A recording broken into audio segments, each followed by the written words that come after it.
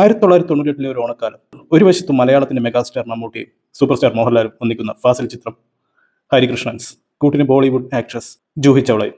മറുവശത്ത് അതുപോലെ തന്നെ സൂപ്പർ സ്റ്റാർസ് ആയിട്ടുള്ള സുരേഷ് ഗോപിയും ജയറാമും മഞ്ജു വാര്യരും ഒന്നിക്കുന്ന മോഹൻലാലിന്റെ ഗസ്റ്റ് റോൾ വരെയുള്ള സുബിമലയിൽ ചിത്രം സമർ ഇൻ ബദ്ലഹേം റിലീസാവുന്നു.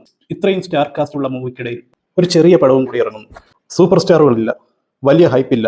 നായകനായിട്ട് ആദ്യം കരുതിയത് ജയറാമിനെ, കൂട്ടിന് ജഗതിയും ഇന്നസെന്റും. പക്ഷെ ഡേറ്റ് ഇല്ലാത്തതിനാൽ അവരെല്ലാം പിന്മാറുന്നു. സംവിധായകരായ റാഫിയും മെക്കാട്ടിനും അന്നൊരു റിസ്ക് എടുത്തു. അന്നത്തെ വളർന്നു വരുന്നൊരു സ്റ്റാറായ ദിലീപിനെ നായകനാക്കി. പക്ഷെ അതുകൊണ്ടും പ്രശ്നം കഴിഞ്ഞില്ല.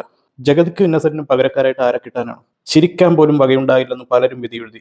പക്ഷെ അവിടെയാണ് പടത്തിന്റെ റേഞ്ച് മാറിയത്. അന്ന് കോമഡി വേഷങ്ങൾ ചെയ്തു തുടങ്ങിയ ഹരിശ്രീ അശോകനും വില്ലൻ വേഷങ്ങളിൽ നിന്ന് കോമഡിയിലേക്ക് ട്രാക്ക് മാറ്റിക്കൊണ്ടിരിക്കുന്ന കൊച്ചിൻ ഹനീഫയും ആ റോഡിലേക്ക് വിളിക്കുന്നു. തിയേറ്റർ കുലുങ്ങുന്ന ചിരിയാണ് പിന്നീട് കേട്ടത്.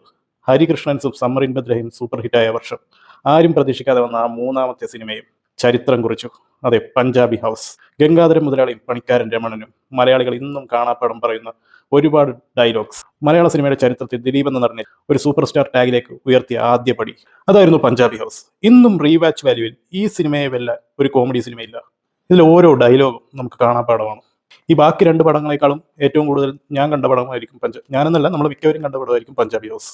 ഇതിൽ ഗംഗാധരനും രമണനുമായിട്ട് കൊച്ചിൻ ഹനീഫയും ഹരിശ്രീ അശോകനും വന്ന് തകർത്ത പോലെ ഇനി അതിനപ്പുറത്തേക്ക് ചെയ്തു വെക്കാൻ ഇനി ആരെ കൊണ്ടും പറ്റുമെന്ന് എനിക്ക് തോന്നുന്നില്ല.